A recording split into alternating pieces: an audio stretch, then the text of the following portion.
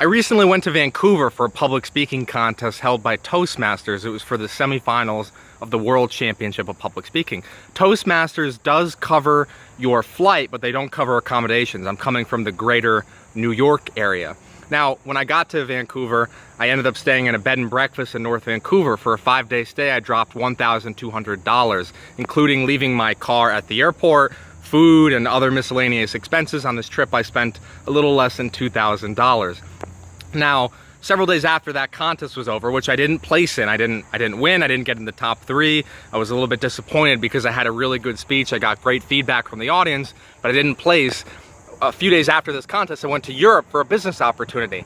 And it was a business opportunity that I did vet out beforehand. I had several phone calls and it looked like a really fantastic opportunity. I got to Holland and I realized that the people that I had spoke with on the phone were nothing in person like they sort of pretended to be over the phone.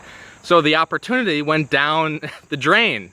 Now, I spent $1,000 round trip to get to Europe. Normally I can find much cheaper deals, but it's a very busy travel season. Airline prices are going up a little bit. End of summer, early fall, people are traveling, going on vacations. And I've used travel rewards on other trips I took earlier in the summer, so I didn't have any travel rewards left. So that's the reason why I spent on an unusually high price on a plane fare to get to Europe for this opportunity that I thought it would be great. Now, if any one of these 2 failures happened unto themselves, it would be a little bit easier to deal with, but I was feeling a little bit frustrated because I don't even get in the top 3 at the semifinals in Vancouver. Then I go to Europe and a business opportunity completely falls through, and I'm coming home from that and I'm thinking, I'm a failure.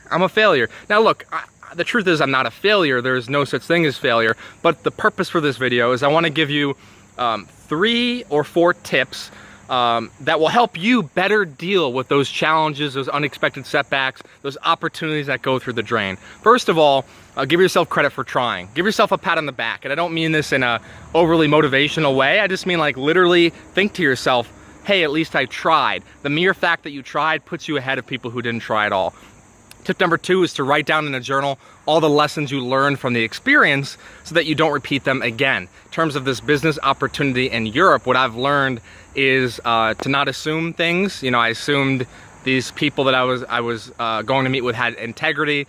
I assumed that they were true to their word of what they said over the phone, and that wasn't the case. So don't assume anything. Never be afraid to ask questions. So, you know, give yourself credit for trying. Write down your lessons. Also, remember, you're not alone.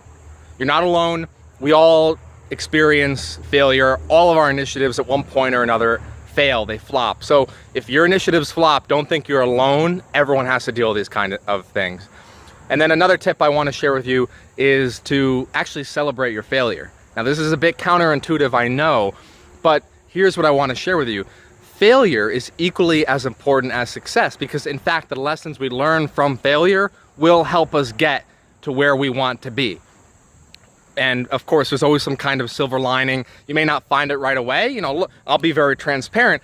I don't know what the silver lining is about the Vancouver and the Europe failure that happened to me recently. I don't know what that is right now, but I'm looking for it. So, you know, celebrate failure, look for that silver lining, and realize that it's going to be part of your journey. I definitely hope these tips have helped. This video is not to overly share about my own journey, but it's more to give you some tips that will help you along yours.